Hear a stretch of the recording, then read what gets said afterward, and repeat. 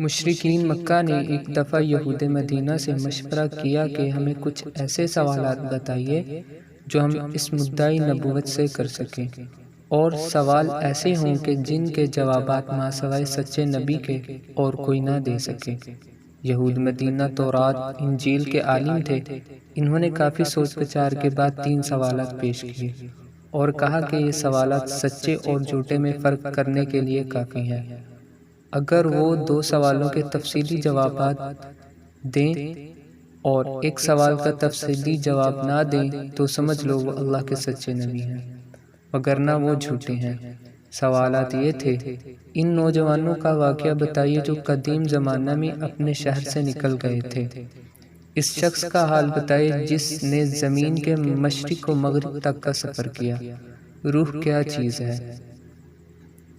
کفار مکہ کو جب یہود کے یہ سوالات پہنچے تو وہ بے انتہا خوش ہوئے اور سیدھے یہ سوالات لے کر پیغمبر علیہ السلام کی خدمت میں گئے۔ آپ صلی اللہ علیہ وآلہ وسلم نے جو کچھ بتانا تھا من جانب اللہ ہی بتانا تھا۔ آپ صلی اللہ علیہ وآلہ وسلم نے اس امید پر کہ کل تک اللہ تعالیٰ بذریعہ وحی ان سوالات کے جوابات دے دیں گے، کفار مکہ سے وعدہ فرما لیا کہ ان سوالوں کے جوابات میں تمہیں کل دے دوں گا، کل آ جانا۔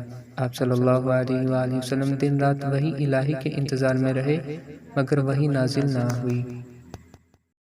دوسرے دن پھر عمائدین مشرکین کا ایک گروہ آپ صلی اللہ علیہ وآلہ وسلم کی خدمت میں پہنچ گیا اور جوابات طلب کیے۔ آپ صلی اللہ علیہ وآلہ وسلم نے پھر انہیں کل کا وعدہ دے دیا کہ میں تمہیں کل جواب دوں گا۔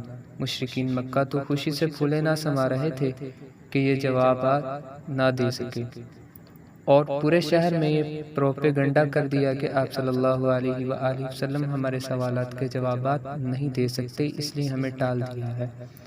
تیسرے دن تو مجمع میں مزید اضافہ ہو گیا اور اہل مکہ آپ صلی اللہ علیہ وآلہ وسلم کے پاس آ کر جوابات کا مطالبہ کرنے لگے۔ خدا کی قدرت کہ آج بھی اللہ تعالیٰ کی طرف سے وحی کا نزول نہ ہونے کی وجہ سے آپ صلی اللہ علیہ وآلہ وسلم جوابات ارشاد نہ فرما سکے، حتیٰ کہ اس طرح تقریباً 15 دن تک آپ صلی اللہ علیہ وآلہ وسلم ان کو جواب نہ دے سکے اور روزانہ ان کو کل آنے کا فرماتے رہے۔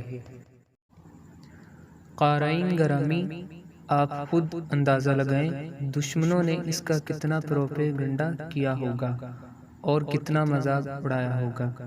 دشمن کو تو ایک بات چاہیے، آپ صلی اللہ علیہ وآلہ وسلم کو ان کے اس پروپیگنڈا سے اور وحی نہ آنے سے شدید پریشانی ہوئی۔ پورے مکہ بلکہ پورے علاقے میں منفی پروپیگنڈا ہو رہا ہے، آپ کو برا بھلا کہا جا رہا ہے، طعنے دیے جا رہے ہیں۔ بعض نے کہا کہ محمد کا رب اس سے ناراض ہو گیا ہے اور اسے تنہا چھوڑ دیا ہے۔ بعض کہنے لگے وحی وغیرہ کچھ نہ تھا، وہ تو کوئی شیطان اس کے کان میں باتیں پھونک جاتا تھا، اب وہ بھی روٹ گیا ہے۔ غرض جتنے منہ اتنی باتیں، نعوذ باللہ۔ پیغمبر صلی اللہ علیہ وآلہ وسلم خود فرماتے ہیں کہ مجھے سخت اذیت پہنچی۔ تقریباً 15 دن کے بعد حضرت جبرائیل علیہ السلام کا نزول ہوا۔ آپ صلی اللہ علیہ وآلہ وسلم نے ان سے سب سے پہلا سوال یہ کیا کہ اتنے دنوں تک کہاں رہے؟ پہلے تو روزانہ آنا جانا تھا، اور اب جب ضرورت پڑی تو اتنی لمبی غیر حاضری، آخر وجہ کیا ہے؟ جبرائیل علیہ السلام نے جواباً عرض کیا کہ میرا آنا جانا اپنی مرضی سے نہیں، میرے رب کی مرضی سے ہے، وہ حکم نہ دے تو میں کس طرح آ سکتا ہوں۔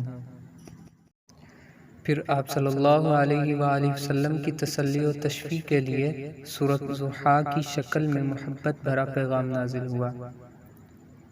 پھر اللہ تعالیٰ نے کفار کے سوالات کے جوابات ارشاد فرمائے اور سورۃ کہف کا نزول ہوا، جس میں 2 سوالات اصحاب کہف ذوالقرنین کے تفصیلی جوابات ہیں اور ایک سوال روح کا اجمالی جواب ہے کہ روح امر ربی ہے اور تمہیں اس کا بہت کم علم ہے۔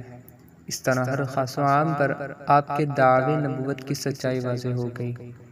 اللہ تعالیٰ نے 15 دن تک وحی نہ بھیجنے کی وجہ بھی بیان فرما دی کہ آپ صلی اللہ علیہ وسلم نے کفار سے وعدہ کرتے وقت انشاءاللہ نہ کہا تھا، یعنی آپ صلی اللہ علیہ وآلہ وسلم کو کہنا چاہیے تھا کہ اگر اللہ نے چاہا تو جواب دوں گا۔ آپ صلی اللہ علیہ وآلہ وسلم نے تو فرمایا میں بتاؤں گا، اور اللہ تعالیٰ کو میں ناپسند ہے۔ اللہ تعالیٰ نے آئندہ کے لیے آپ صلی اللہ علیہ وآلہ وسلم کو انشاءاللہ کہنے کی تاکید فرما دی۔